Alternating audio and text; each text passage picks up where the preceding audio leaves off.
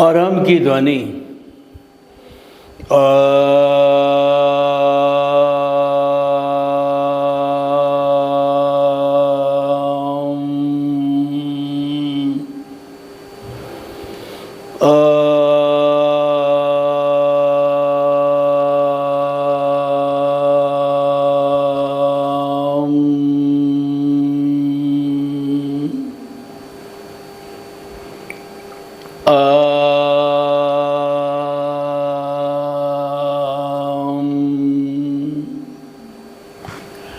भाइयों और बहनों, मातृशक्ति को नमन।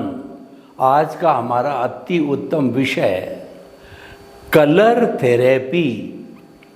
रंग का हमारे जीवन पर बहुत प्रभाव पड़ता है। रंग से हमारी साइकोलॉजी प्रभावित होती है, स्वभाव प्रभावित होता है, रुचि प्रभावित होती है और कई बार तो सारा जीवन प्रभावित हो जाता है, क्योंकि ये सारी दुनिया है वो रंगों से बनी हुई है। मुख्य रूप से जो 5 रंग है प्रकृति के, कृष्ण, नील और आपके लाल, काला, पीला और हरा, इन रंगों से हजारों हजारों लाखों लाखों तरीके के रंग बनाए जा सकते हैं। जैसे कि हमारी जो संख्या है वो 1 से 9 तक है, लेकिन इससे अनंत अनंत संख्याएं बनती है। 12 के अक्षर जो है वो अ से लगा के हंग तक है, लेकिन उनसे कितनी बड़ी लिपि बनती है। मैथमेटिक्स के कुल लेटर्स तो 26 ही है, लेकिन कितनी बड़ी लिपि, कितनी बड़ी बुक्स बनती है, कितना बड़ा ट्रेजर है। ये उसके डिफरेंट एप्लीकेशन का है। इसको परम्यूटेशन कॉम्बिनेशन कहते हैं, उससे ये तैयार किया जाता है। तो कलर थेरेपी का जो हमारे जीवन पर क्या प्रभाव है वो आज का हमारा विषय है। देखिए, कलर को जो है मैं भावों से जोड़ता हूँ, लेशिया से जोड़ता हूँ। मूल रूप से जो इसका दार्शनिक नाम है वो है लेशिया, और वो लेशिया जाकर के भाव बनती है, भाव से विचार बनता है, विचार से हमारा आचार होता है, आचार से व्यवहार होता है और व्यवहार से व्यक्तित्व बनता है।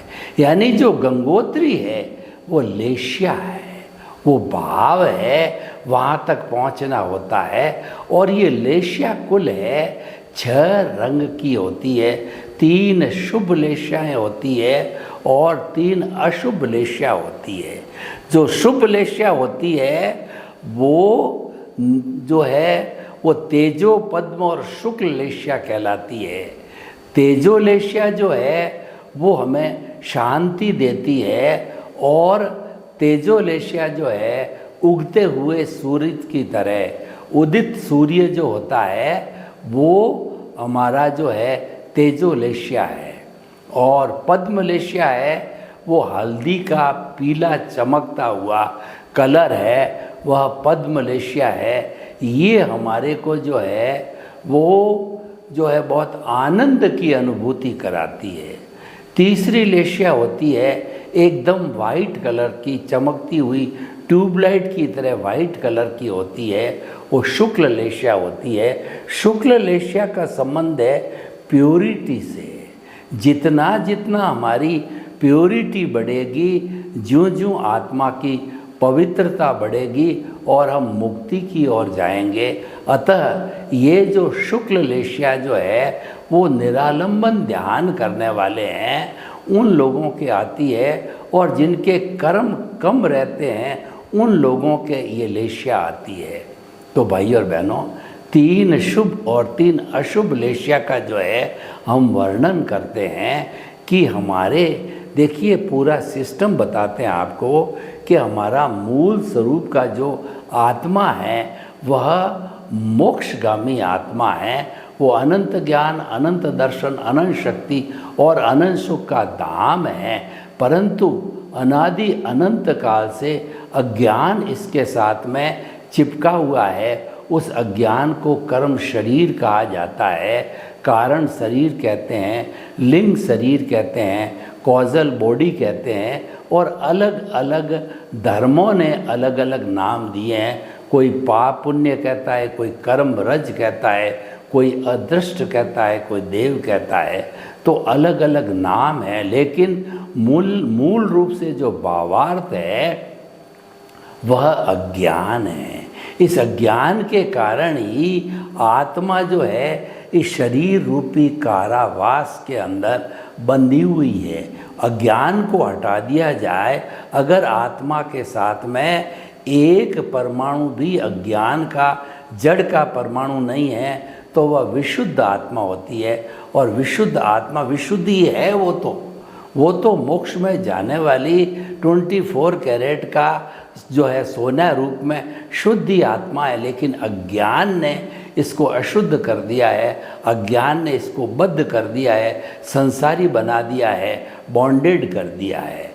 तो अज्ञान को अलग कर दो, वो अपने मूल स्वरूप में आ जाएगी। जैसे कि एक सोने की लंगड़ी होती है, वो कीचड़ में गिर जाती है, तो कीचड़ को साफ कर दो, वो सोना पुनः चमकने लग जाएगा। ये कीचड़ है, वो अज्ञान है, इसको मिटाने से ही मुक्ति की प्राप्ति होती है।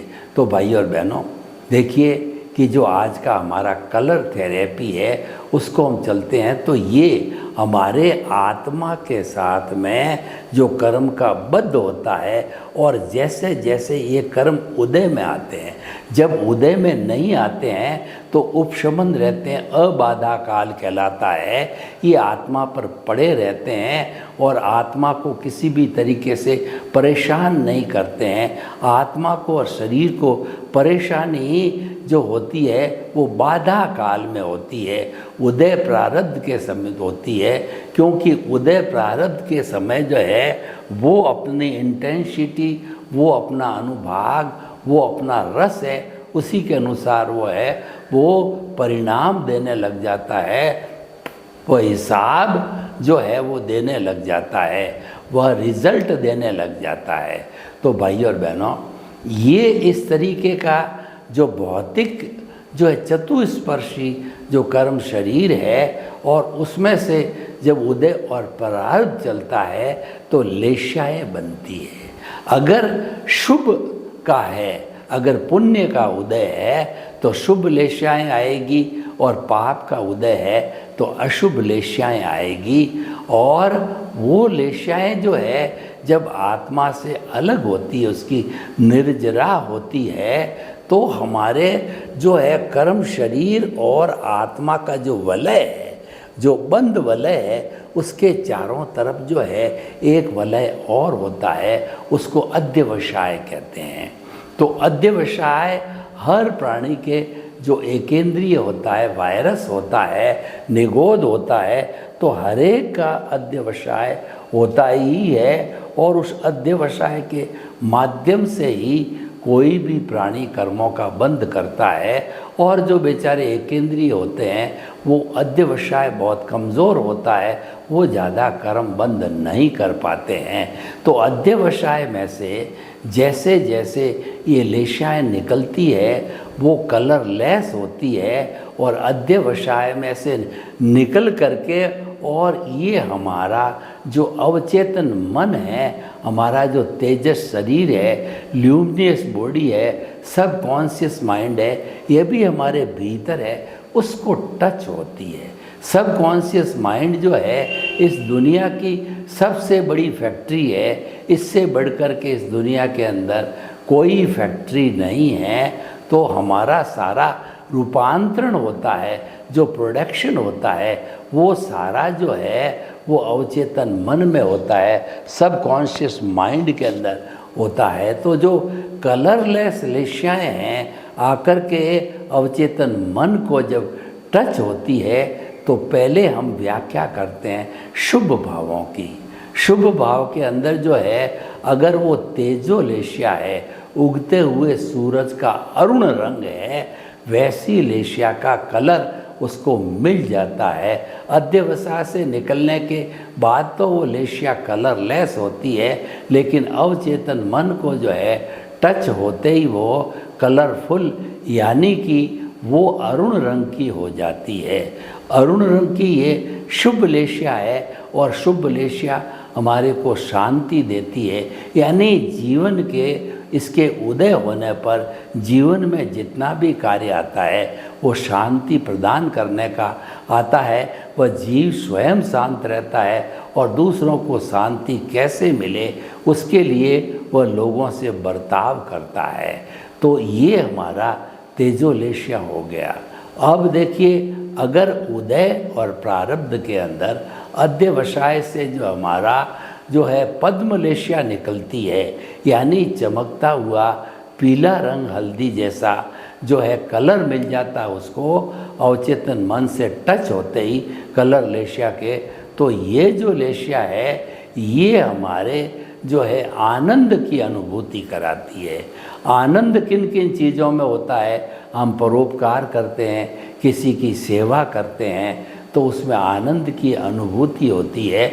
कभी आप चैरिटी करके देखो तो आपको मालूम पड़ेगा कि जो विसर्जन करने से, चैरिटी करने से, लोगों को दान देने से जो भीतर अनुभूति आनंद की होती है वो शायद है पैसा इकट्ठा करने से नहीं होती है। पैसा इकट्ठा करना तो एक अवश्य मात्र है और उसके पीछे भय भी लगा रहता है कि पैसा बहुत इकट्ठा हो गया है, सरकार कहीं रेड नहीं गिरा दे, इनकम टैक्स की रेड नहीं पड़ जावे, कोई डाकू लुटेरा जो है वो लेके नहीं चला जाए, कोई चोरी नहीं हो जावे। लेकिन जब हमारी शुभ लेशिया हैं जिसके अंदर जैसा हमने बताया कि जो है पद्मलेशिया है, जब हमारा विसर्जन करवाती है, पद्मलेशिया से हम दान देते हैं तो कितनी प्रसन्नता होती है और कोई भय और भीख नहीं होती है, क्योंकि हम दे रहे हैं, हमारा इंटरेस्ट छोड़ रहे हैं, हम त्याग कर रहे हैं, त्याग को नमन होता है। तो उसमें कोई क्या हमारा बिगाड़ सकता है? उसमें तो व्यक्ति की प्रशंसा ही होनी है। तो त्याग के अंदर बहुत बड़ी ताकत होती है और जो त्याग करता है उसको ही नमन किया है। कहा भी गया है कि त्यागे सो आगे। तो ये हमारी पद्मलेशिया हो गई। और तीसरा जैसा मैंने बताया शुक्ल लेशिया होती है, एकदम वाइट कलर का आता है और वाइट कलर की शुक्ल लेशिया का अर्थ होता है हम परमानंद में चले जाते हैं, जो कि हमारा आत्मा का गुण है। और ऐसी स्थिति में हमारे को आत्मा का स्पर्श भी होने लग जाता है, यानी कि हमारा अनुभव जो है वो आत्मा की तरफ बढ़ता है और फिर हम धीरे धीरे अभ्यास करते हैं तो जागृति के कारण वह 2% का अनुभव बढ़ता जाता है और 360 डिग्री तक पहुंच जाता है। तो हमारे को केवल दर्शन भी हो जाता है।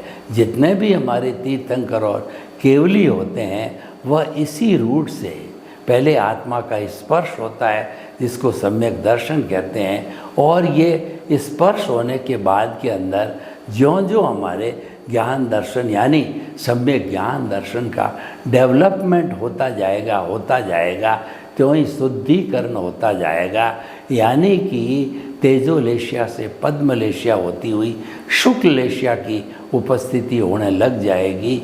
और जब शुक्ल लेशिया की उपस्थिति होने लग जाती है इसका मतलब जागृति धीरे धीरे अंतिम बिंदु तक पहुंचती है और हमारे को केवल दर्शन हो जाता है, केवल ज्ञान हो जाता है।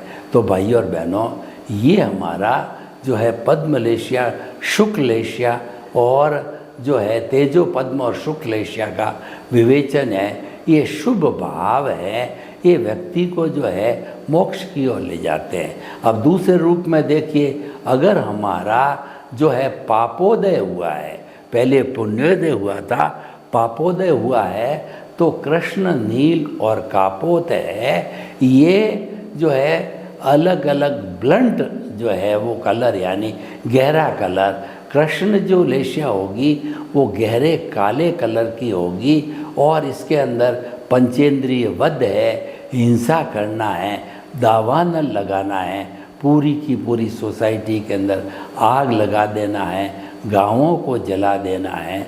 तो ये सारी क्रियाएं जो होती है ये कृष्ण लेशिया में होती है। कृष्ण लेशिया काले रंग की होती है और ये बहुत दुखदायी होती है। और जो है कृष्ण लेशिया का जब उदय प्रारब्ध आता है, इसका अर्थ ये हुआ कि व्यक्ति के जो है अभी पाप का उदय प्रारब्ध चल रहा है।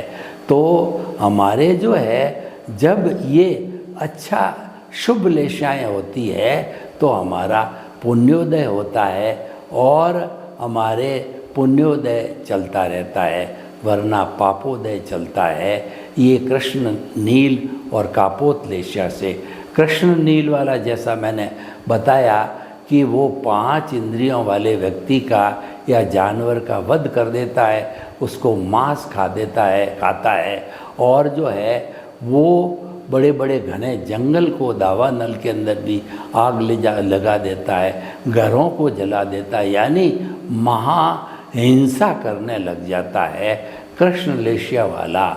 और उसके बाद में नील लेशिया होती है, वो इससे कमज़ोर होती है। नील लेशिया वाला व्यक्ति झूठा माप तोल करता है और झूठा गज रखता है।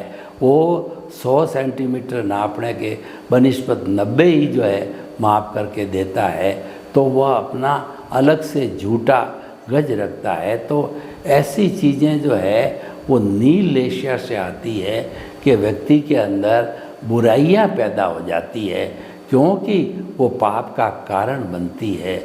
तो और तीसरा जो है वो हमारा हो गया कृष्ण नील और कापोत, गहरे कलर की कबूतरी रंग की। जब ये अशुभ भाव उदय में आते हैं और अशुभ लेशाएँ आती है, तो इन लेशियाओं के कारण व्यक्ति जो है हिंसा करना और जो है सारी तरह की बुराइयां, नकारात्मक भाव है, लोगों का बुरा करना, लोगों को यातना देना, ये सारा जो है कापोत लेशिया के माध्यम से होता है।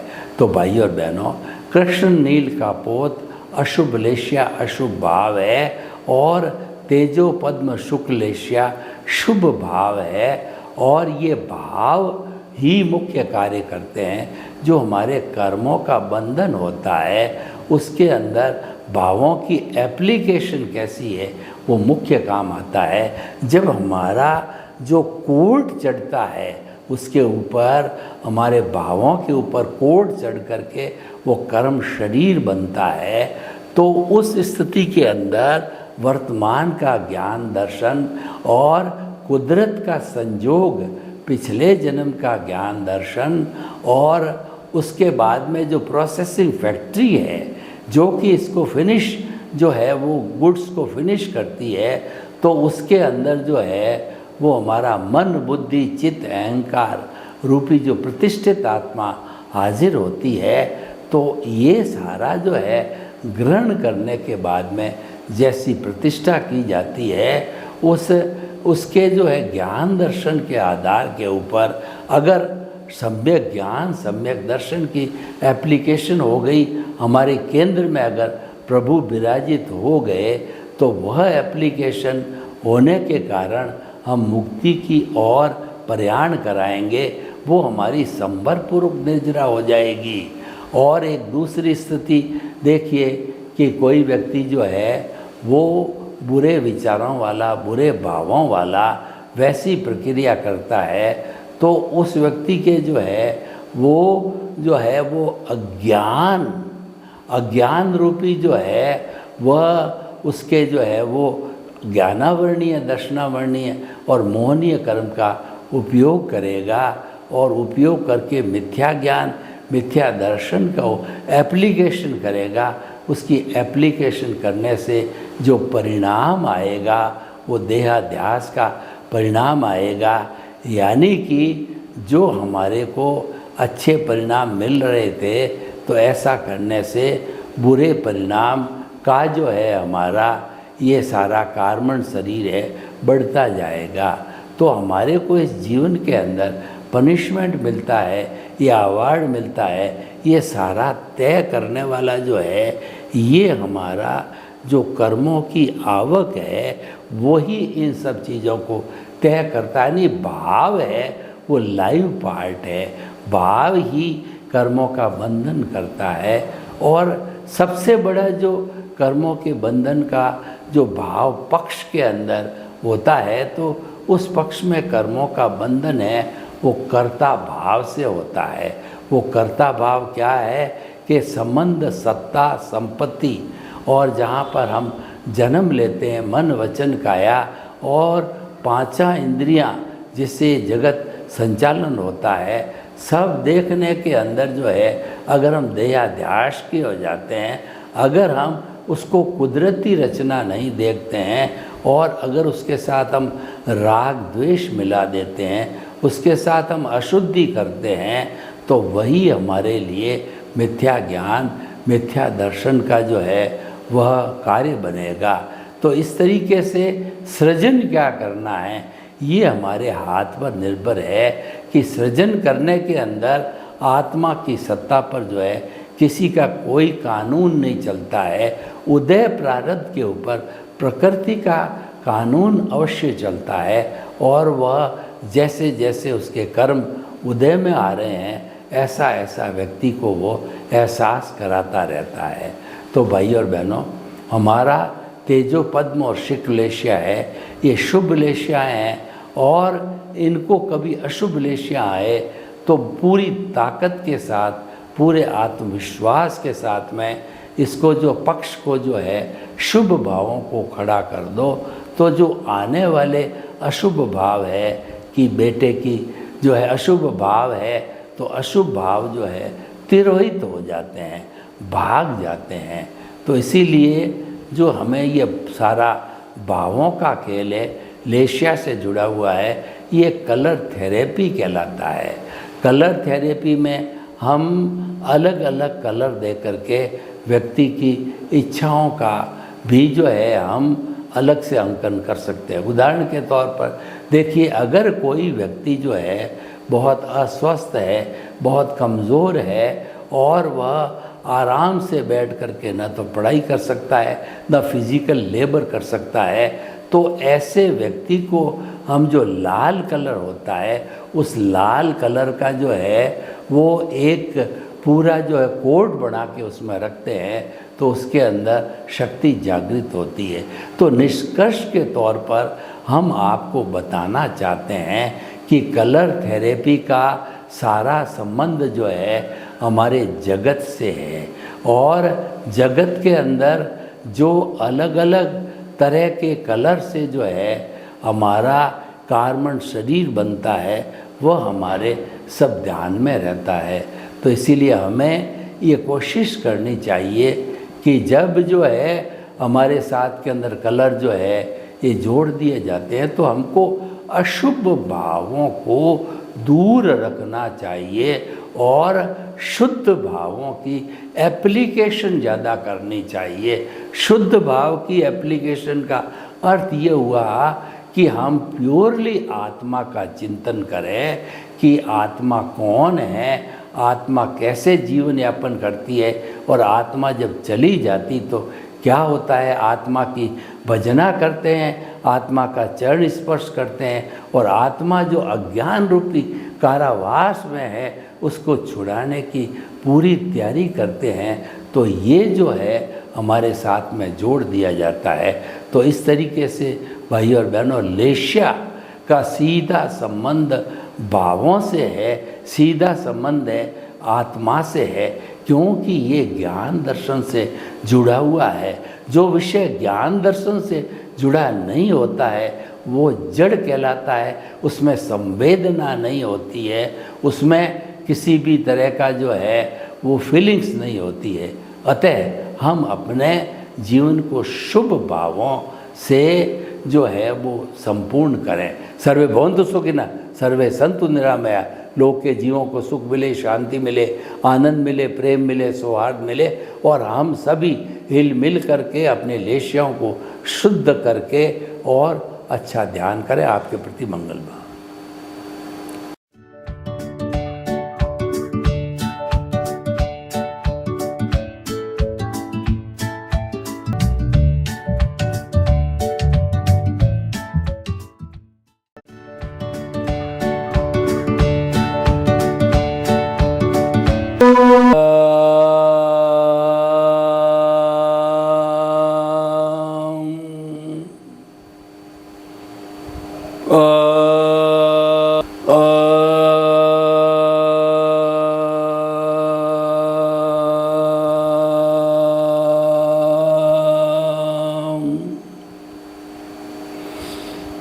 महाप्राण ध्वनि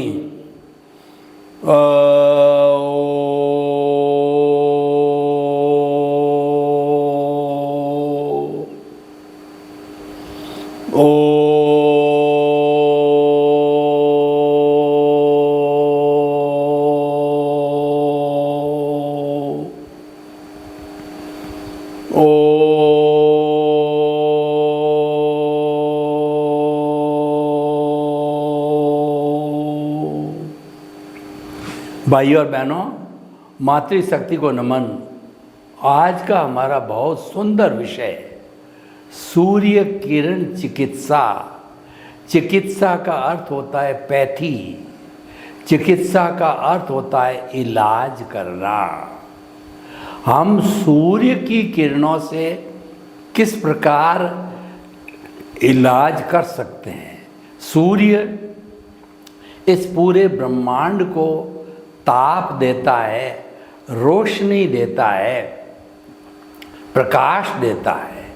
सूर्य को प्रकाश के कारण ज्ञान की उपमा दी गई है और सूर्य जो है जब उगता है तो दिन हो जाता है, प्रकाश ही प्रकाश फैल जाता है। तो हमारे जीवन का जो संचालक मुख्य तत्व है वह सूर्य है। तो सूर्य की जो किरणें होती है वो हमारे पृथ्वी तक पहुंचती है। उसके पहले जो है हमारे पराबैंगनी पूरा एक ओजोन छतरी होती है, उससे सूर्य से आने वाली पराबैंगनी किरणें भी आती है। उनको ये ओजोन छतरी जो है रोक देती है और पराबैंगनी जो है किरणें न आने के कारण हम सभी जीवित प्राणी सुरक्षित रहते हैं। और अब ऐसा बताया जाता है कि कार्बन डाइऑक्साइड की क्वांटिटी बहुत ज़्यादा वायुमंडल में ब्रह्मांड के अंदर बढ़ गई है। उसके कारण जो है ओजोन छतरी O3 में छेद हो गया है और धीरे धीरे वो पराबैंगनी किरणें जो है हमारे पृथ्वी पर पड़ने लग गई है।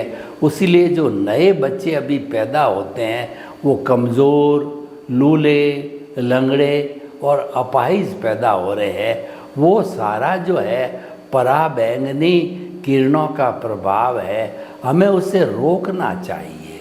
उसे कब रोका जाएगा कि कार्बन डाई हम जो है इस वायुमंडल में कम से कम छोड़ें, यानी कि हम जो है पर्यावरण को प्रदूषित नहीं करें। और पर्यावरण प्रदूषित कब नहीं होगा, जबकि हम इसका संरक्षण करेंगे और हमारे उपभोग जो हम कर रहे हैं उस पर अंकुश लगाएंगे। वाहनों से निकलने वाला धुआं, चिमनियों से निकलने वाला धुआं है, वो हमारे पूरे वायुमंडल में बहुत तेज़ गति से प्रदूषण फैला रहा है। अभी हम रोज़ पढ़ते हैं कि दिल्ली के अंदर ऐसी हालत हो जाती है कि सांस लेना दूभर हो जाता है, क्योंकि व्यक्तियों के द्वारा छोड़ी गई कार्बन डाइऑक्साइड, वाहनों के द्वारा छोड़ी गई जो है कार्बन डाइऑक्साइड और चिमनियों से आने वाली कार्बन डाइऑक्साइड आदि आदि स्रोतों से कार्बन डाइऑक्साइड जो है ऑक्सीजन की तुलना में बहुत ज़्यादा वायुमंडल के अंदर फैल गई है। तो हमें इसको रोकना पड़ेगा। उसके लिए पर्यावरण संरक्षण करना पड़ेगा। इस कार्बन डाइऑक्साइड को हमारे पेड़ पौधे हैं वो जो है अपने भोजन के रूप के अंदर लेते हैं, फोटोसिंथेसिस करके अपना भोजन बनाते हैं। यानी कि जो कार्बन डाइऑक्साइड है वो पेड़ पौधों का भोजन का रॉ मटेरियल है। इसीलिए जो पीपल का पेड़ होता है वो 24 जो है आवर्स कार्बन डाइऑक्साइड देता है और ऑक्साइड जो है लेता है और 24 आवर्स ऑक्सीजन देता है। इसीलिए वो बहुत ही पवित्र जो है वो पेड़ गिना कहा जाता है और उसकी पूजा की जाती है। तो भाई और बहनों, हम आपको बताना चाहते हैं कि हमें हर हालत में कार्बन डाइऑक्साइड को कम करना पड़ेगा। हम ये तो नहीं कह सकते कि कार्बन डाइऑक्साइड जो है पूरी ज़ीरो हो जाएगी वायुमंडल में, क्योंकि 7.8 अरब की जो जनसंख्या इस पृथ्वी पर है वो तो अपने आप विसर्जन के अंदर कार्बन डाइऑक्साइड छोड़ती है, तो ज़ीरो होने का तो प्रश्न नहीं है। लेकिन जितनी हम इसकी क्वांटिटी को वाहनों से, चिमनियों पे इत्यादि पे अंकुश करके छोड़ेंगे तो उससे हमारा प्रदूषण जो है प्रदूषित नहीं होगा और हमारे को ऐसी ओजोन छतरी में छेद होने की नौबत नहीं आएगी। तो भाई और बहनों, हम आज के इस एपिसोड से आपको बताना चाहते हैं कि सूर्य किरण चिकित्सा, यानी कि सूरज से आने वाली जो किरणें हैं उससे हम कैसे चिकित्सा करते हैं, उसके कई मैं आपको उदाहरण कहिए, साधन कहिए, वो बताना चाहता हूँ। सूर्य की जो किरणें हैं उसमें विटामिन डी होता है और विटामिन डी से हमारी हड्डियाँ, हमारा जो कंकाल है जिससे शरीर का ढांचा बनता है वो मजबूत बनता है। और जिसका जो है जो कहना चाहिए कि जो है उस हड्डियों के अंदर अगर मान लो विटामिन डी कम हो गया तो यानी कि वो जो है वो उसमें से सल्फेट्स कम हो गए, तो वो ऐसी स्थिति आने से जो है वो पोरस हो जाती है और पोरस होकर के और वो टूटने लग जाती है। इसीलिए बुज़ुर्ग व्यक्तियों के जो है वो कहना चाहिए फ्रैक्चर ज़्यादा होते हैं, फ्रैक्चर हो जाते हैं, तो वो ग्रोथ है वो धीरे धीरे होती है। तो इसीलिए हमारे को विटामिन डी का उपयोग करने के लिए ज़्यादा से ज़्यादा सुहाती धूप के अंदर बैठना चाहिए। लेकिन आजकल हमने अपनी जो लाइफ स्टाइल को हमने जो है वो अपनी जो जीवन जीने की पद्धति को जो है ऐसा दूषित बना दिया कि घर में एसी और जो है कहना चाहिए कार में एसी और ऑफिस में एसी, कई बार तो वो कई दिनों तक, कई महीनों तक जो है सूर्य के दर्शन भी नहीं करते हैं। तो उनको विटामिन डी कहाँ से मिलेगा? उनको तो उसकी पूर्ति करने के लिए जो है उन्हें जो सब्स्टिट्यूट रूप के अंदर टैबलेट कहिए, इंजेक्शन कहिए, कैप्सूल कहिए, वो तो लेने ही पड़ेंगे। आज जो डॉक्टर लोग हम vitamin A, vitamin B, vitamin C, vitamin D, vitamin E, vitamin F इत्यादि जो विटामिन देते हैं, ये सब हमारा जो प्राकृतिक चीज़ें हैं, पृथ्वी, जल, अग्नि, वायु और आकाश है, उसके अंदर मौजूद है और उनका जो है स्पर्श जो है हमने धीरे धीरे कम कर दिया या एकदम बंद कर दिया। जैसे कि पहले छोटे बच्चे होते थे, वो जो है बरसात के दिनों के अंदर गीली मिट्टी के अंदर खेला करते थे, घर बनाते थे, तो मिट्टी से उनको बहुत से तत्व जो है मिल जाते थे, आयरन है वगैरह, सोडियम है और जो अपने कैल्शियम है इत्यादि वगैरह। कैल्शियम से हमारी हड्डियाँ मजबूत पड़ती है। ये सारे मिनरल्स जो है हमारे पृथ्वी माँ की गर्भ के अंदर समाये हुए हैं और वही निकल करके हमको बाहर प्राप्त होते हैं। तो सूर्य की किरणों का जो रोल है हमारे जीवन को जो है वो स्वस्थ बनाने के अंदर बहुत बड़ा रोल है। अगर हम रेगुलर सुहाती धूप में बैठें तो हमारे को विटामिन डी रेगुलर मिलता रहेगा और हमको सप्लीमेंट या सब्स्टिट्यूट लेने की आवश्यकता भी नहीं रहेगी। पुराने ज़माने में हमारे जो ऋषि मुनि थे उनका जीवन प्राकृतिक था, उनकी लाइफ स्टाइल प्राकृतिक थी।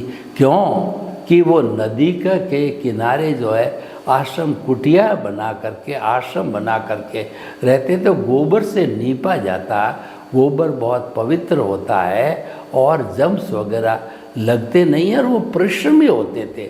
वो सम, शम और श्रम की संस्कृति का पालन खुद करते थे और जो विद्यार्थी उनके पास में 25 साल की उम्र तक पढ़ने के लिए आते थे उन सब को सिखाते थे।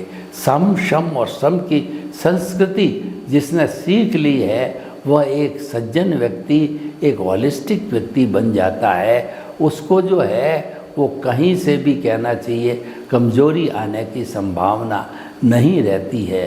तो भाई और बहनों, सूरज की किरण से जो है विटामिन डी तो हमको मिलता ही है, इसके अलावा बहुत सी कई तरह की चिकित्सा की जाती है। पुराने ज़माने में हमारे ख़ास तौर से जैन धर्म के जो साधु थे वो भयंकर गर्मी में मई जून के अंदर वो आताप ना लेते थे, यानी कि वो जो है दोपहर को भरे जो है वो धूप के अंदर खड़े रह कर के अपने शरीर को तपाते थे, या जलती हुई शीला है, शीला के ऊपर सो कर के तपा देते थे। तो इसका कारण ये है इम्यून सिस्टम को बढ़ाना, हमारी जो प्रतिरोधात्मक शक्ति है वो बढ़े। प्रतिरोधात्मक शक्ति जो है ये हम इम्यून सिस्टम जो है हम सहनशील बने तो इसके साथ साथ में ये बढ़ती रहती है। तो भाई और बहनों, सूरज की किरणों से जो दूसरा लाभ है आताप ना लेने का, और तीसरा ये है कि हमारे जीवन पर रंगों का प्रभाव पड़ता है। हरा रंग है वो हमको आनंद की अनुभूति कराता है, और जो पीला रंग पिकॉक का जो गर्दन होती है वैसा जो है वो ब्लू कलर कहिए, वो जो है वो हमारे को कहना चाहिए विशुद्धता देता है। और मॉर्निंग के समय में सूर्योदय, बाल सूर्य जो होता है और उसका जो रंग होता है वो रंग है अगर हम अपने जीवन के अंदर उपयोग करें तो उससे बड़ी शांति मिलती है। यानी कि रंगों का हमारे जीवन पर पूरा प्रभाव है, और उन रंगों को जो है हम अलग अलग हमारे सेंटर्स बने हुए हैं बॉडी के अंदर, कुल जो है 9 सेंटर होते हैं। ये हमारा शस्त्र सार केंद्र है या ज्ञान केंद्र है, ये हमारा शांति केंद्र है, और ये हमारा ज्योति केंद्र है, ये दर्शन केंद्र कहिए या आज्ञा चक्र कहिए, ये हमारा ब्रह्म केंद्र है, ये हमारा विशुद्धि केंद्र है, और ये जो आनंद का केंद्र है, ये केंद्र जो है वो हमारा जो कहना चाहिए कि सूंटी की जगह है, नाभि की जगह है, वह जो है हमारा तेजस केंद्र है। इंद्रिय के ऊपर जो केंद्र है वो हमारा स्वास्थ्य केंद्र है, और स्वादिष्टान केंद्र भी कहलाता है, और अंत के अंदर रीढ़ की हड्डी के नीचे का केंद्र है शक्ति केंद्र कहलाता है। उसके नीचे जो है पूरा एनर्जी का तालाब भरा हुआ है। तो हमें जो है ये पूर्ण प्रयास करना चाहिए उस तालाब को अगर हम ऊपर की ओर नहीं खींचेंगे, उसकी दिशा में परिवर्तन नहीं करेंगे, तो हम साधारण पानी, हमारा प्राणी जो है वो खाने में, पीने में इत्यादि चीज़ों में इसका नष्ट कर देंगे, उसका उपयोग कर देंगे। तो हमें जो है इसको कुंडलिनी जागरण के जरिए इस शक्ति को जो है सहस्त्र सार के ऊपर ज्ञान केंद्र तक पहुंचाना चाहिए। वहाँ पे ये सारी शिफ्ट हो जाती है, तो हमको बाहर के सुख है वो फीके फीके लगेंगे, और भीतर के सुख से आनंद की अनुभूति होकर के हम भीतर ही भीतर गोते लगाने लग जाएंगे, और प्रभु के इर्द गिर्द रहेंगे, प्रभु को केंद्र में रख करके उसकी जो है हम उपासना करेंगे।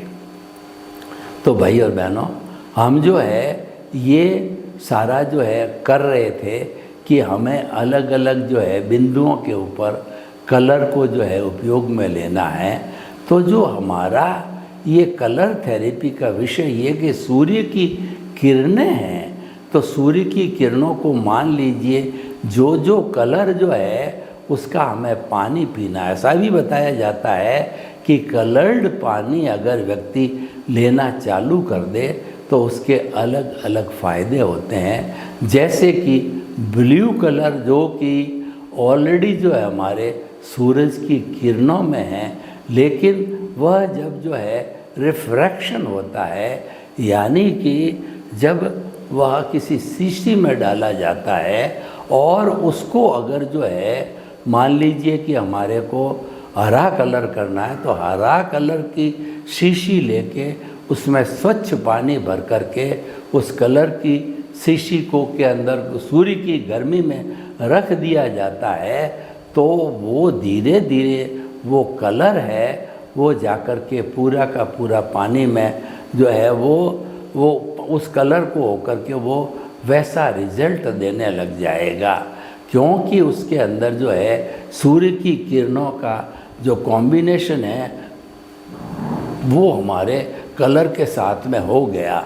तो भाई और बहनों, हम आपको कलर की जो सूर्य की किरणों का जो कलर है उसके बारे में पूरी थेरेपी बताना चाहते हैं कि अलग अलग बीमारियों का जो है वो कहना चाहिए ठीक करना, वो अलग अलग कलर की जो है शीशियाँ लेकर के उसमें शुद्ध पेयजल भर करके और उसको जो है गहरी धूप में रखा जाता है, तो वो पानी उस कलर का होने से उसका अलग अलग यूज प्रभाव हो जाता है और अलग अलग किसी जानकार डॉक्टर की ओपिनियन से, उसके अनुभव से उस कलर को जो है किसी मरीज़ को दिया जाता है और वो मरीज़ धीरे धीरे ठीक होने लगता है। ये कलर थेरेपी का बहुत बड़ा अच्छा सुंदर उदाहरण है। और ये कलर थेरेपी यानी अलग अलग रंग की शीशियों के अंदर एक सा पानी भर करके और उस पानी के अंदर लंबे समय तक जो है वो सूर्य की किरणों का रंग प्रवाहित करना चाहिए, तो वह होने से वो पानी एक तरह से बहुत बड़ी देशी दवाई का काम करने लग जाता है। भाई और बहनों, ये जो सूर्य किरण चिकित्सा की हम बात कर रहे हैं, तो सूर्य हमारे जीवन का अभिन्न अंग है। वो दिन में दिन देता है और रात में अस्त होता है, तो रात्रि देती है। 12 घंटे रात्रि विश्राम की और 12 घंटे काम के होते हैं। तो इसीलिए जो है वो सारा विभाजन जो है सूर्य की कार्य प्रणाली के आधार पर होता है, तो वह जो है हमें उसका भरपूर उपयोग करना चाहिए। देखिए, सूर्य अपने आप में एक है, लेकिन उसकी सूर्य की किरणों का जो है हम उपयोग कैसे करते हैं वो हर एक का तरीका अलग अलग होगा। कोई तो जो है उस रंग की शीशी लेकर के शीशी में पानी भर के उसको गर्म करेगा और जो है वो उस पर्टिकुलर कलर का जो है पानी उसको प्राप्त हो जाएगा और फिर वो मरीज़ को पिलाएगा। तो इस तरीके से जो है ये हमारा कहना चाहिए कलर थेरेपी का प्रभाव हो जाता है। तो कलर थेरेपी की हमें पूरी पहचान होनी चाहिए और इसका जो यूज़ है वो बड़ी श्रद्धा और सबूरी के साथ में करना चाहिए। ये बिल्कुल प्योर साइंस है, साइंटिफिक वे से बात की जा रही है और साइंस ने ही इसको अप्रूव किया है, तो इसको गलत कहने की कोई गुंजाइश होती नहीं है। तो भाई और बहनों, आइए हम सूर्य किरण चिकित्सा करें और ये चिकित्सा जो है हर प्राप्त हर जो है वो कहना चाहिए उम्र प्राप्त व्यक्ति के लिए होता है। इसके अलावा भी जो है हमें अग्नि की जो है वो बाथ देनी चाहिए। बाथ का अर्थ होता है पानी को गर्म करके और पर्टिकुलर टब में उसको रख करके और जो है बाथ दी जाती है। सोना बाथ वगैरह उसके नाम आते हैं, यानी कि वह भी सारा सूर्य की किरणों से, उसकी गर्मी से होता है। तो सूरज की किरणों का संबंध है, अगर गर्मी से जोड़े तो वैसे गर्मी के हिसाब से किसी भी प्राणी को सोना बाथ देना है, वो सेक करना है। और जहाँ पर जो है कोई ज़्यादा कष्टकारी स्थिति हो तो वहाँ पर जो है कुछ मलहम वगैरह लगा करके फिर जो है इसका उपयोग किया जा सकता है। तो भाई और बहनों, ये हमारी कलर थेरेपी है, ये मूल सब्जेक्ट है और मूल सब्जेक्ट को जो है हम जो है वो पूरा इसका उपयोग के अंदर रखते हैं, क्योंकि जो हमारा सूर्य है वो हमको प्राण प्रदाता है और उससे जो है निकलने वाली जितनी भी आवश्यकताएं हैं, यानी कि खाने की, पीने की, उन आवश्यकताओं की पूर्ति जो है हम इसके साथ में बड़े आसानी से कर सकते हैं। तो भाई और बहनों, आज का हमारा विषय है कलर थेरेपी। बहुत ही सुंदर विषय है और इस विषय का हम भरपूर उपयोग कर सकते हैं, क्योंकि कलर थेरेपी करने से एक लाभ और भी है कि कई लोग ध्यान करते हैं, तो उस ध्यान के अंदर भी कलर थेरेपी का जो है हम चैप्टर जोड़ सकते हैं। यानी हम आपको एक ध्यान करके बतावें कि आँखें कोमलता से बंद और रीढ़ की हड्डी एंटीना की तरह सीधी।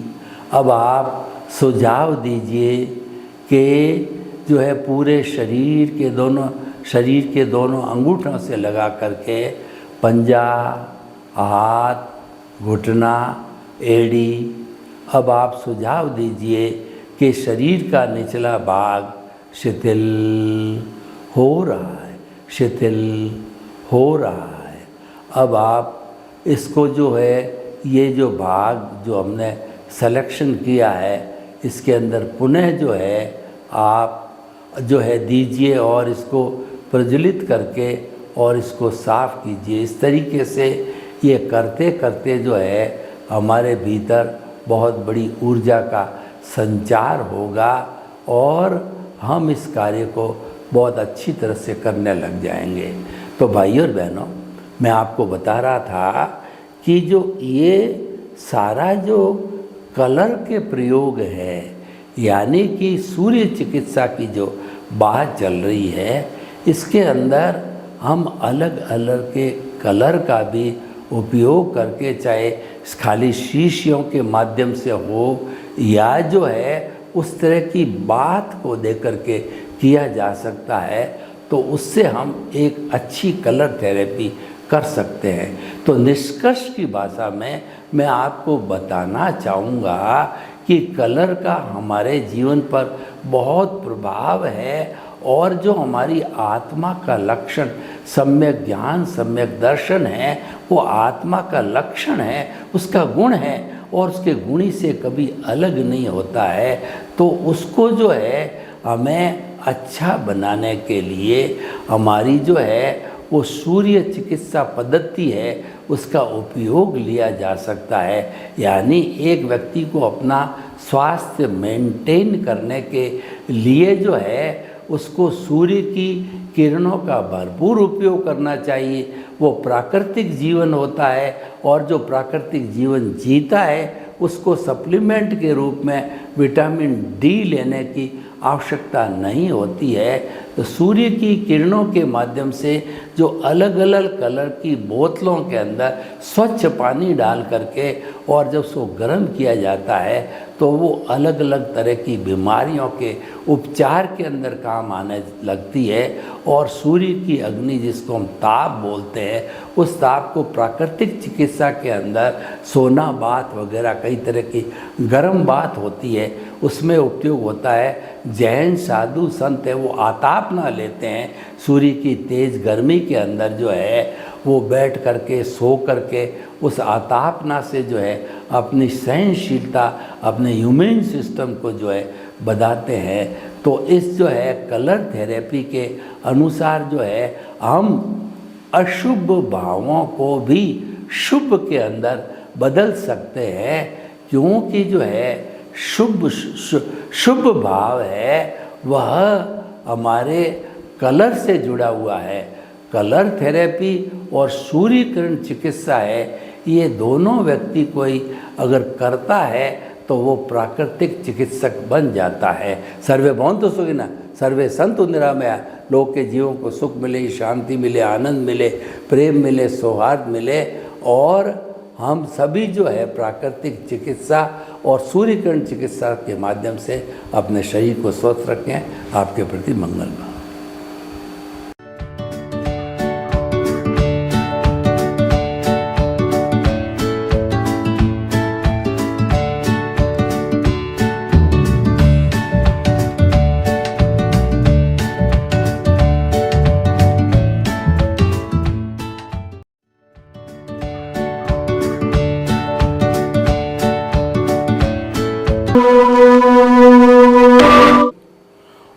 की ध्वनि ओ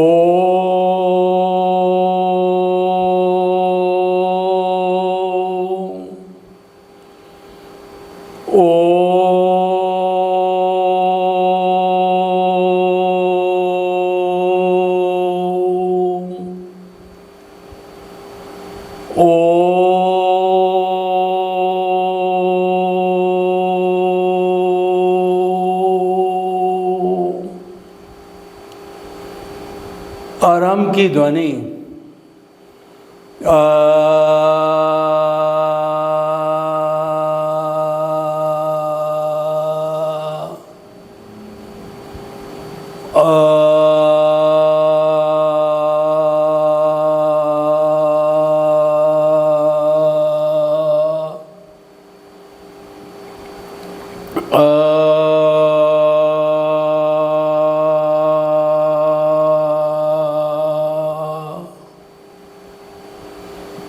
भाई और बहनों, मातृशक्ति को नमन।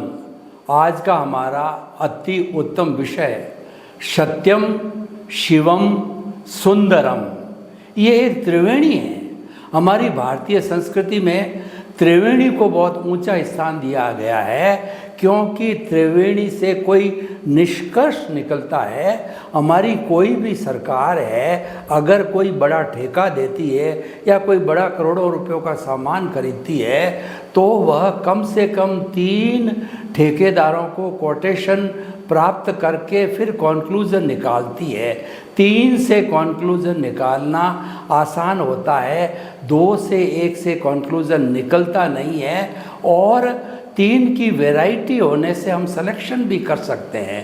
तो हम ये कहना चाहते हैं कि त्रिवेणी से हम कोई न कोई निष्कर्ष पर पहुंचते हैं। ऐसी त्रिवेणी भारतीय संस्कृति में बहुत है।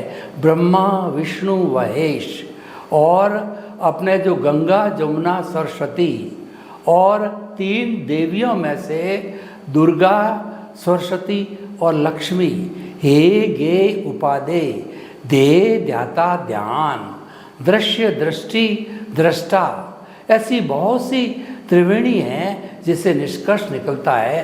तो सत्यम शिवम सुंदरम बहुत सुंदर त्रिवेणी हम आपके सामने प्रस्तुत करके ये बताना चाहते हैं कि तीनों अगर मिल जाते हैं तो सोने में सुहागा होता है, और वह व्यक्ति, वह संस्था, वह जो है वस्तु होलिस्टिक हो जाती है, संपूर्ण हो जाती है।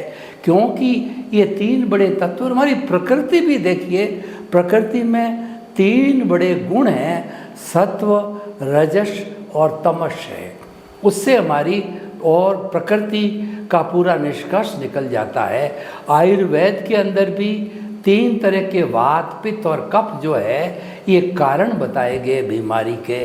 तो भाई और बहनों, पहले सत्यम, सत्यम का अर्थ है सच बोलना, सही बोलना, और किसी को कष्ट पहुँचे ऐसी भाषा नहीं बोलना, और तंतीली भाषा नहीं बोलना, टॉन्टिंग भाषा नहीं बोलना, प्रिय बोलना, सत्य बोलना।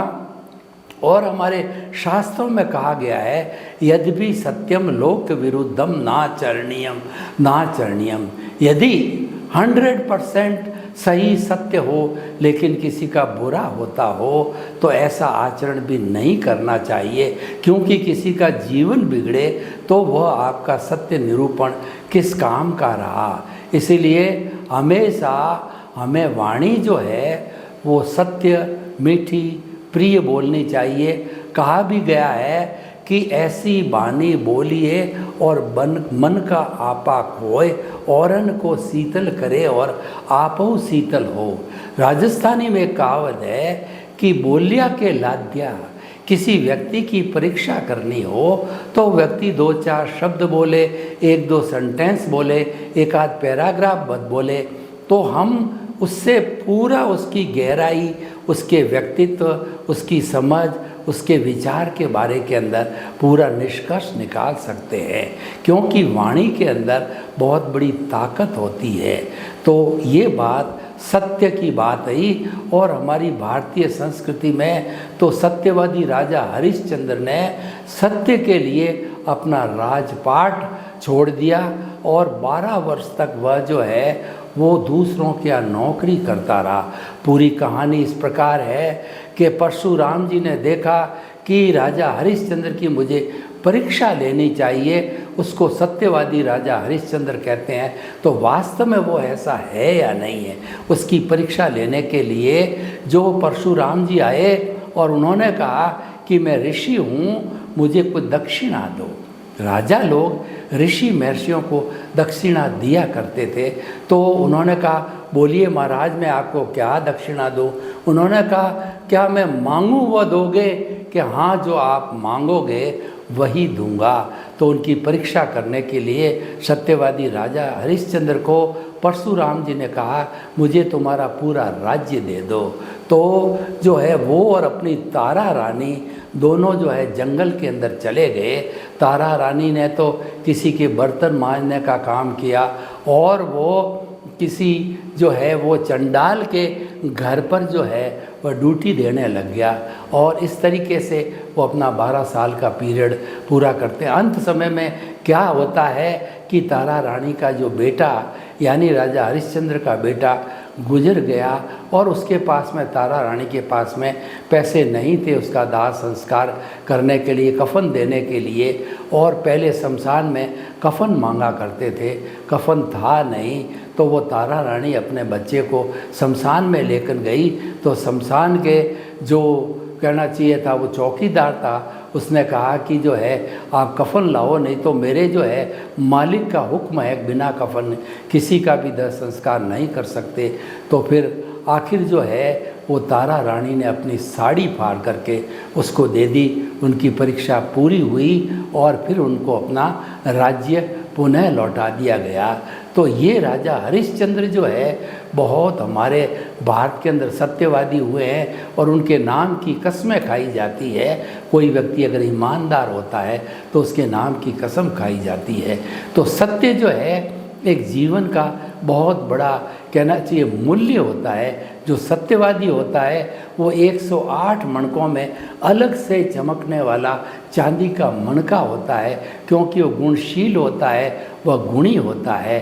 तो सत्यवादी की पहचान होती है और सत्यवादी दूसरे की परवाह भी नहीं करता है। बिना अपनी सुख सुविधा का त्याग करके वो सत्य के मार्ग पे चलने वाला हमेशा कठिनाई को जो है वो झेल कर भी सत्य को छोड़ता नहीं, क्योंकि वो जानता है कि सत्यमेव जयते, आखिर जीत सत्य की होती है। और हमारी जो है भारतीय संस्कृति का सूत्र भी है कि सत्यमेव जयते, जो सत्य बोलता है आखिर उसकी जीत होती है। सत्य जो है कठिनाई तो पा सकता है लेकिन हार नहीं सकता। ये सत्य की बात हुई। दूसरा शिवम, अगर सत्य के साथ में शिवम मिल जावे, शिवम का मतलब कल्याणकारी, दूसरों का परोपकार करने वाला, भला करने वाला, जगत कल्याण करने वाला और जय जगत करने वाला, ऐसा व्यक्ति जो होता है वह समाज की सेवा करता है। शिव को कल्याणकारी कहा करते हैं क्योंकि शिव जी सबकी मदद करते हैं। जो दुखियारे होते हैं, जो सज्जन व्यक्ति होते हैं उनकी पूरी मदद करते हैं और जो दुर्जन होते हैं वो उनका नरसंहार भी करते हैं, ताकि कि प्रकृति के अंदर जो है सज्जन और दुर्जन का जो है बैलेंस बना रहे। ऐसा नहीं कि दुर्जन ही दुर्जन खड़े हो जावे तो हमारी प्रकृति जो है सारी जो है राक्षस वृत्ति की बन जाती है, क्योंकि एक दुर्जन भी 1000 सज्जन लोगों के ऊपर भारी पड़ता है, क्योंकि वह अपनी दुर्जनता नहीं छोड़ता, लोगों को दुख देना कभी भी नहीं छोड़ता, दूसरों को दुख देने में उसको मज़ा आता है। तो एक जो है संक्रिया नाम का कनपटी मार भी हुआ है, तो उसकी क्या आदत थी कि आधी रात्रि को जो है वह जाकर के घरों के अंदर कनपटी पर लोगों को जो है एक झटका मारता, उसको मार देता था और जो उसको तड़पता देख करके उसको बड़ी खुशी होती थी। कनपटिया मार शंकरिया था, तो उसने इस तरीके से कनपटी से मार मार करके सैकड़ों लोगों को जो है उन्होंने बलि के घाट जो है जो एक बार जब वो पकड़ा गया, पुलिस की गिरफ्त में आया, कोर्ट में ले जाया गया, तब उसकी सारी ये जो है पोल खुली साबित हुई और फिर उसको फांसी की सज़ा भी हुई। तो भाई और बहनों, शिवम जो है मनुष्य जीवन का सार है कि हम औरों के लिए क्या करते हैं। People like you, people remember you, what you contribute to the society. जो हम अपने परिवार के लिए करते हैं, बाल बच्चे, माता पिता, रिलेटिव्स के लिए करते हैं, वो हमारे स्वार्थ के अकाउंट में जाता है।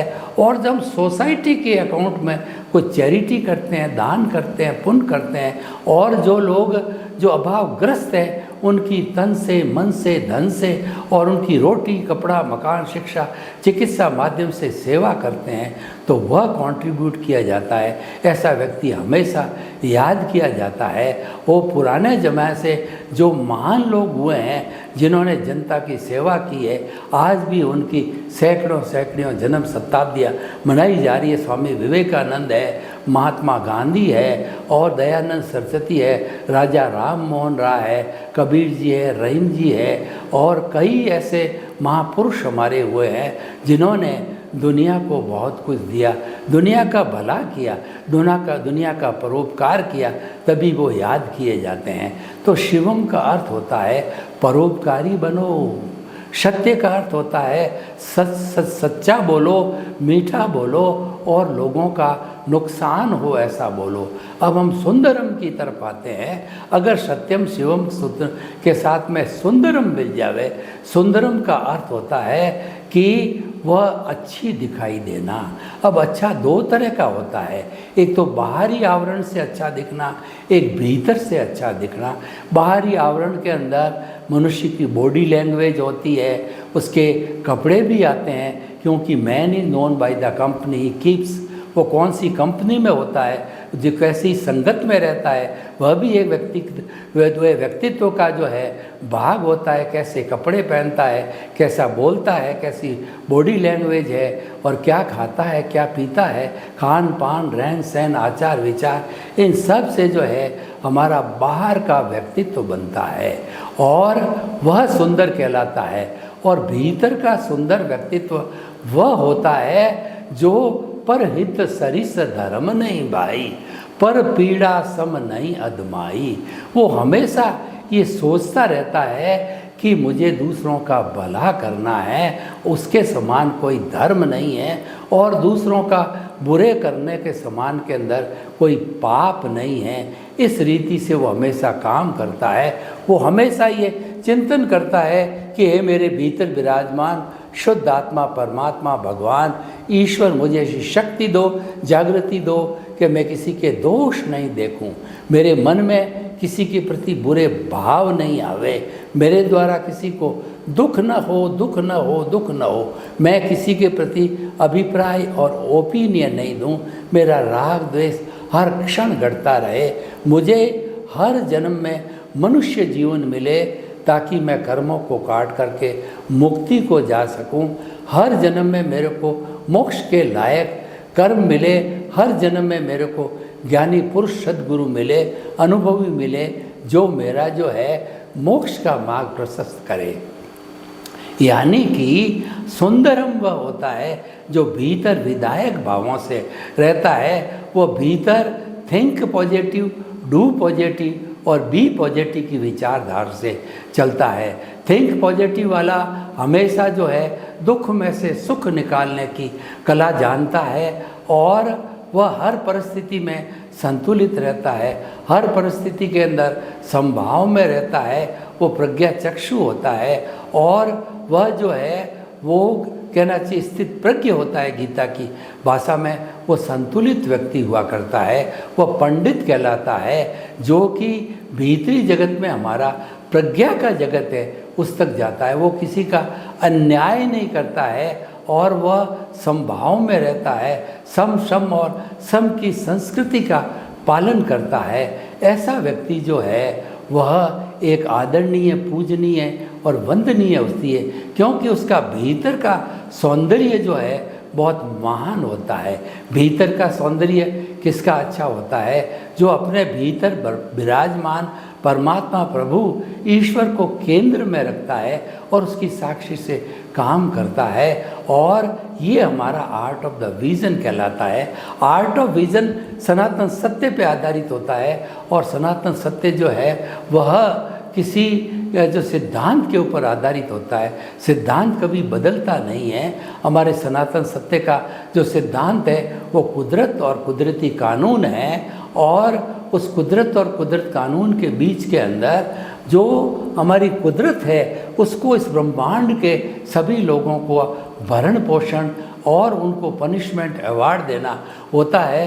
तो कुदरत के छह जो स्थायी द्रव्य हैं, शाश्वत द्रव्य है, चेतन, अचेतन, मोशन, रेस्ट, टाइम और स्पेस, इनको जो है शाश्वत होते हुए भी अवस्था रूप में बदलना पड़ता है। इसका नाम कुदरती रचना है। तो कुदरती रचना के माध्यम से जो है उसको देखते देखते हम सम्यक तप कर सकते हैं। और जो कुदरती रचना देखने का सम्यक तप करता है और जिसके केंद्र के अंदर प्रभु विराजमान होते हैं, उसका आर्ट ऑफ द विजन है वो सफल होता है। उसके हमेशा सम्यक ज्ञान, सम्यक दर्शन की एप्लीकेशन होती है और उसके जो कॉज पढ़ते हैं वो मोक्ष के लायक और सहायक होते हैं, क्योंकि मिथ्या ज्ञान, मिथ्या दर्शन और मोहनीय कर्म से वो विलग हो जाता है, दूर हो जाता है, क्योंकि केंद्र के अंदर प्रभु है और प्रभु के विराजने से उसकी जो है भाव सत्या प्रज्ञा भी वहाँ हाजिर रहती है। जो व्यक्ति प्रभु को केंद्र में रखता है और प्रज्ञा हाजिर रहती है, तो प्रज्ञा ऐसा व्यक्ति अगर जो है वो कहना चाहिए कि मिथ्या ज्ञान, मिथ्या दर्शन और मोहनीय रूपी अज्ञान से जुड़ जाए या हमारा उदय प्रारब्ध रूपी जो ज्ञान है उसके साथ तन्मय आकार हो जावे, तो वो हमारी प्रज्ञा बहन तुरंत हमको वहाँ से जो है हटा करके केंद्र में लाएगी, यानी प्रभु की भजना में लाएगी, प्रभु के चिंतन में लाएगी। और प्रभु का किया हुआ चिंतन कभी भी मिथ्या नहीं हो सकता है। वह तो हमेशा सम्यक ज्ञान, सम्यक दर्शन से ओतप्रोत उसी से भीगा हुआ और उसी से संबंधित रहता है। तो ऐसी परिस्थिति के अंदर हम धीरे धीरे अगर यही स्थिति बढ़ती रहती है तो 48 मिनट्स तक अगर लगातार हमारी ऐसी जागृति बनी रहती है कि हम केंद्र में केवल प्रभु के ही गुणगान करें और हमारा चिंतन, हमारे भाव कहीं इधर उधर न जाएं, तो वो स्थिर होने पर केवल दर्शन कहलाता है। केवल दर्शन होने पर नेक्स्ट बर्थ के अंदर केवल ज्ञान की प्राप्ति होती है और फिर उसका जो है परिणाम को भुगत करके व्यक्ति सिद्ध, बुद्ध और मुक्त बन जाता है। तो भाई और बहनों, हम आपको बताना चाहते हैं कि सत्यम, शिवम, सुंदरम जो है ये त्रिवेणी जो है एक बहुत सुंदर त्रिवेणी है और इसको अगर व्यक्ति धारण कर लेता है तो वह व्यक्ति होलिस्टिक हो जाता है, वह व्यक्ति सज्जन हो जाता है और ऐसा व्यक्ति आदि व्याधि उपाधि से मुक्त होकर के समाधि में चला जाता है, मानसिक शांति में चला जाता है और ऐसे व्यक्ति का मानसिक स्वास्थ्य और भौतिक स्वास्थ्य का ये फिजिकल हेल्थ जो है वो दोनों अच्छी बनी रहती है। तो भाई और बहनों, जो सत्यम, शिवम, सुंदरम है ये हमारी भारतीय संस्कृति के ऋषि मुनियों ने स्वीकार किया था और वसुधैव कुटुंबकम का जीवन दिया था। वसुधैव कुटुंबकम है वो सत्यम, शिवम, सुंदरम के ऊपर आधारित है और ये तीनों गुण एक स्थान पर केंद्रित होने से वह स्थान, वह जो कहना चाहिए कि हमारा सिद्धांत, वह व्यक्ति, वह वस्तु है, वो वास्तव के अंदर बहुत ही अच्छी बन जाती है, पूर्ण हो जाती है, होलिस्टिक हो जाती है। तो सत्यम, शिवम और सुंदरम एक तपस्या है, ये सम्यक तप है। इसकी आराधना करने वाला धीरे धीरे सम्यक चारित्र को प्राप्त करता है। सम्यक चारित्र का अर्थ हुआ आत्मा का स्पर्श होना। देखिए, तीन बातें हैं, एक तो है हमारी प्रीति थी, दूसरी हमारी जागृति और तीसरा जो हमारा है वो है अनुभव। हमको जब ज्ञान दिया जाता है और हमको जब कुंडलिनी जागरण किया जाता है, प्रज्ञा जागृत की जाती है, तब हमारे को ये प्रीति 100% बिठा दी जाती है कि तुम शुद्ध आत्मा हो, तुम्हारा जो अस्तित्व है वह शुद्ध आत्मा का है, और जो है तुम उसके सहारे धीरे धीरे जागृति बनाते रहो। जागृति है वो रियल पुरुषार्थ है, और जागृति से हमारा धीरे धीरे जो है वह हमारी प्रीति 100% है। जागृति का ग्राफ जब बढ़ता जाता 15% से ऊपर, तो बढ़ते बढ़ते जो है वह जो है बैरोमीटर थर्मामीटर का पारा होता है उसकी तरह से आगे बढ़ता जाता है। जब 100 डिग्री पर चला जाता है तो वहाँ पे स्थिर हो जाता है, और उसके साथ साथ में हमारा जो अनुभव है 2% का था, वह अनुभव भी धीरे धीरे बढ़ते बढ़ते 100% के लेवल पर, यानी 360 डिग्री के ऊपर जो है वह जो जाकर के और जो है वो स्थिर हो जाता है। तो फिर तीनों जो हमारे कहना चाहिए फोल्डर्स है 100 डिग्री पर पहुंच जाते हैं। तो स्थिति केवल दर्शन की है, वो हमारा अंतिम पुरुषार्थ है। उसके बाद व्यक्ति को कोई पुरुषार्थ करना नहीं होता है, और उस पुरुषार्थ के बाद में नेक्स्ट बर्थ के अंदर केवल ज्ञान की प्राप्ति करके और व्यक्ति सिद्ध बुद्ध और मुक्त बन जाता है। स्वयं सिद्ध शिला में जाके विराजमान होकर के शाश्वत सुख को प्राप्त करके वह ईश्वर बन जाता है। तो भाई और बहनों, हम आपको बताना चाहते हैं कि सत्यम शिवम सुंदरम जो है ये हमारी भारतीय संस्कृति के अंदर बहुत से महापुरुषों ने इसको ग्रहण किया, और इसके ग्रहण करने से जो है उनका जीवन महान बना। कोई भी व्यक्ति अगर जीवन को धन्य बनाना चाहता है और मानव जीवन की पूरी सार्थकता लेना चाहता है, मानव जीवन का पूरा सार निकालना चाहता है, तो उसे सत्यम शिवम सुंदरम की जो थ्योरी है उसको अच्छी तरह से समझना चाहिए, और समझ करके हमारा व्यवहार पक्ष कहिए और हमारा निश्चय पक्ष कहिए, दोनों के बीच में संतुलन बिठा करके और हम एक अच्छा जीवन दोनों तरफ का जी सकते हैं। तो भाई और बहनों, हम आपको बताना चाहते हैं कि ये जो हमारा विषय है वो विषय जो है वो एक जो दुनिया के निर्माण का विषय है। अगर हम व्यक्ति को सुधारना चाहते हैं तो इस त्रिवेणी का उपयोग है लोगों को प्रशिक्षण देने के अंदर करना चाहिए, और लोगों को इस बात की ट्रेनिंग दी जानी चाहिए कि जीवन में इसको धारण करो, क्योंकि ये सनातन सत्य से जुड़ा हुआ है, और सनातन सत्य होता है वो सिद्धांत के ऊपर आधारित होता है। तो मैं आपको ये बताना चाहता हूँ कि जो है हम इस सिद्धांत को अगर ऊपरी लेवल पर लगावें, जैसे कि हमारे जो इस समाज के अंदर 3 तरह के लोग होते हैं। एक तो उच्च लेवल के होते हैं, एक मध्यम लेवल के होते हैं, और एक निम्न वर्ग के लोग होते हैं। उन वर्गों को अगर हम तीनों को जो है इसकी ट्रेनिंग देवें तो उच्च लोगों को तो तैयार करने में कम समय लगेगा, क्योंकि उनका जो है वो पुण्य बहुत बलशाली है, और वो उनकी मेधा और उनकी कहनी चाहिए कि बुद्धि भी बहुत पावरफुल होती है। मध्यम लोगों पे हमें थोड़ा परिश्रम करना पड़ेगा, और निम्न वर्ग के लोग हैं उन पर तो जो है हमारा बहुत ज़्यादा परिश्रम करना पड़ेगा। तो भाई और बहनों, कुल मिलाकर के आदर्श हमारे सामने हैं। इस आदर्श को कौन पालन करता है वही व्यक्ति आगे बढ़ सकता है, क्योंकि हमारे जीवन के अंदर कोई लक्ष्य नहीं होता है तो हम जीवन में तरक्की कर नहीं सकते, क्योंकि बिना लक्ष्य के प्लानिंग नहीं होती है। लक्ष्य विहीन जीवन है वो कहना चाहिए अंधेरे में लठ मारने के समान है, और कोल्हू के बैल की तरह होता है।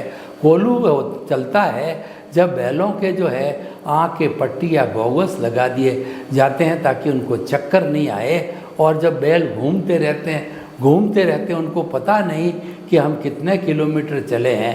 वो तो यही जानते होंगे कि हम तो काफ़ी दूरी तक चल पड़े, लेकिन जब उनकी आँख की पट्टी खोली जाती है तो मालूम पड़ा कि वो तो कोल्हू के बैल है, वहीं के वहीं घूम रहे हैं। एक व्यक्ति ने अपनी नाव को जो है वो नदी के किनारे जो है वो रस्से से बांध दिया, और बांध करके और अंधेरा था या उसने ध्यान नहीं दिया तो उसको खेता जाता है और खेते रहने के बाद भी जो है उसको मालूम नहीं पड़ता कि मैं कितना जो है सफ़र कर चुका हूँ। तो निष्कर्ष के तौर पर हम जो सत्यम शिवम सुंदरम को ये बताना चाहते हैं कि सत्यम का अर्थ होता है कि हितकारी भाषा बोली जाए, किसी का अहित न हो ऐसी भाषा बोली जाए, मीठी भाषा बोली जाए, सत्य का व्यवहार किया जाए, किसी को दुख हो ऐसा व्यवहार नहीं करें। और शिवम का अर्थ होता है परोपकार करें, जगत कल्याण करें, दूसरों का हित करें, क्योंकि हमारे को उसी को ही वही याद किया जाएगा जो कि परोपकारी है।